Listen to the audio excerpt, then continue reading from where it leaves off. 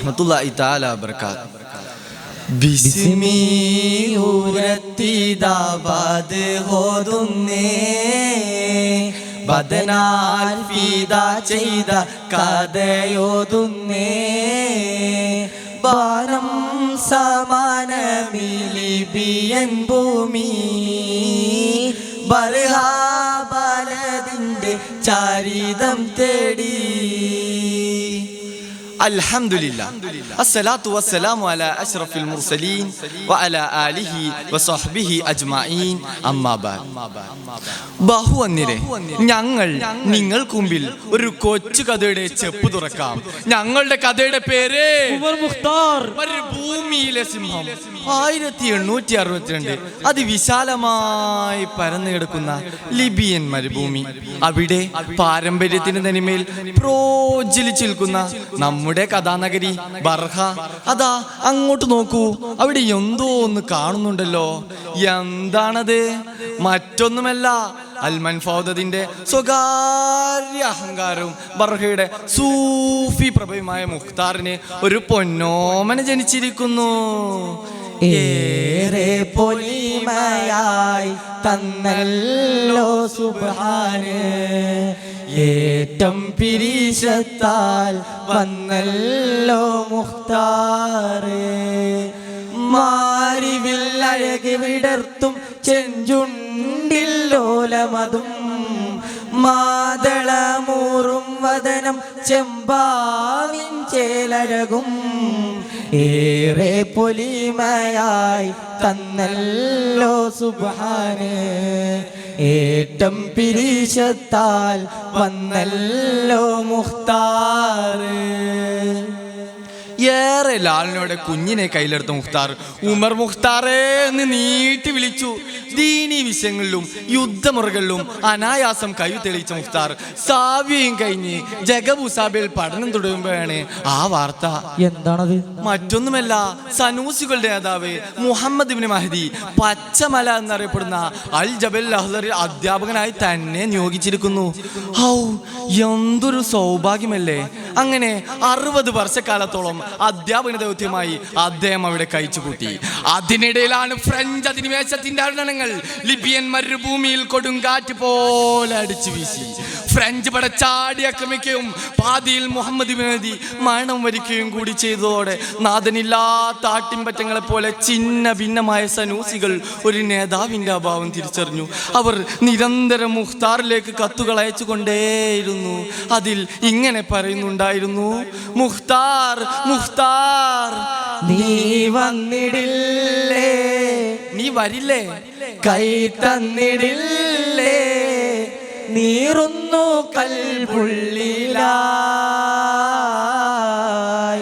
നോവുന്നു മനമേറെയായി ഉമറേ, നോവുന്നു മനമേറെയായി.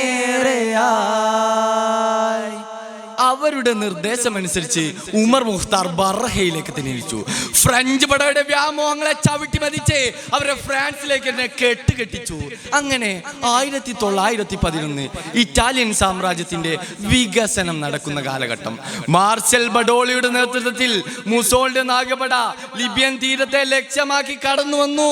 ഉസ്മാനിയാക്കളുമായുള്ള കരാറിനെ ലംഘിച്ചവർ Libyan മണ്ണിലേറെ ആക്രമണങ്ങൾ തൊടുത്തുവിട്ടു. ശത്രുക്കളുടെ ആയുധ പെരുമക്ക് മുന്നിൽ ഉസ്മാനിയാക്കൾക്ക് മുട്ടുമടക്കേണ്ടി വന്നു. ലിബിയൻ മണ്ണിനെ ശത്രുക്കൾക്ക് തീരെഴുതി കൊടുത്ത് ഉസ്മാനിയാക്കൾ ലംഘം വിട്ടു. പക്ഷേ ഒരു വിട്ടുവീഴ്ചക്കും സനൂസികൾ തയ്യാറായിരുന്നില്ല. കാരണം അവർക്ക് ഇത് നിലനിൽപ്പിന്റെ പ്രശ്നമായിരുന്നു.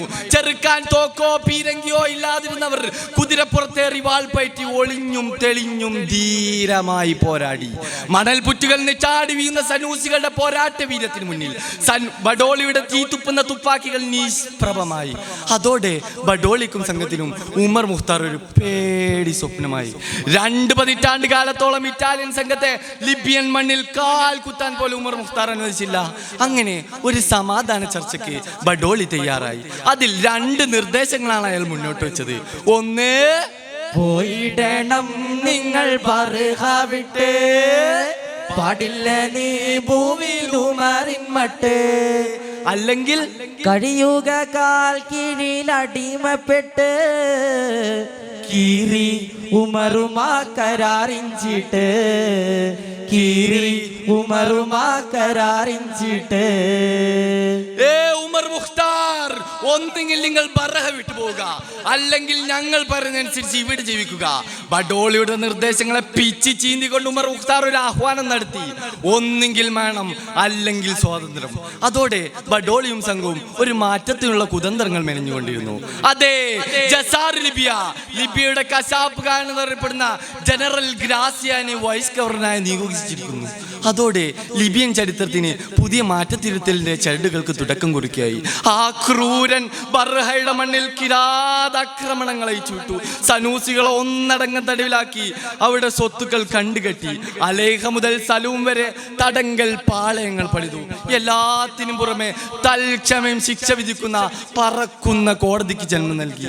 അങ്ങനെ 1930 ഒരു ഉഗ്ര പോരാട്ടത്തിന് ശേഷം ഉമർ മുഖ്താറും സംഘവും ഒളിമാടത്തിൽ അഭയം പ്രാപിച്ച സമയം ഗ്രാസിയായുടെ സൈന്യം ബർഹ നഗരമാകെ വളഞ്ഞു കഴിഞ്ഞിരുന്നു. എന്നാൽ ഉമർ മുഖ്താറിനെ അസ്വസ്ഥമാക്കിയത് ഇതൊന്നുമല്ലായിരുന്നു.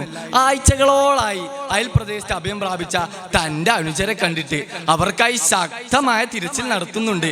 ഇനി എങ്ങാനും അവർക്കെന്തെങ്കിലും പ്രിയരാം നാട്ടുകാരെ പ്രാണനാം കൂട്ടുകാരെ അറിയുവതില്ലവൻ എന്തിത് ഹാല് തുണയവനില്ലിതെന്തൊരു ചേലേ പിരിശമിലേറി പരിഹാരം ചീറി അനുചരെ തേടി മുന്നിൽ അരിവാളുകൾ കൈകളിലേന്തി ഇരുഭാഗം ശത്രുവതേരി വാളുകൾ വീശുന്നേ ശരമത് വേഗതയേറുന്നേ. അതെ, ഉമർ മുഖ്താർ പുറപ്പെടാൻ തന്നെ തീരുമാനിച്ചു. വെറും 40ഓളം വരുന്ന പടയാളികൾക്ക് മുന്നിൽ മരുഭൂമിയുടെ മണൽത്തരികൾ പാത്തും പതുങ്ങിയും യാത്ര ചെയ്യുന്നിടയിൽ വെടിയൊച്ചകൾ പൊട്ടിത്തെറിച്ചോ, യുദ്ധകാഹളം മുഴങ്ങി, പ്രപഞ്ചം പ്രകമ്പനം കൊണ്ടോ, അന്തരീക്ഷം പൊടിപടഞ്ഞു വിടുവായി, മരുഭൂമി ആകെ കിടുകിടാ വിറച്ചു.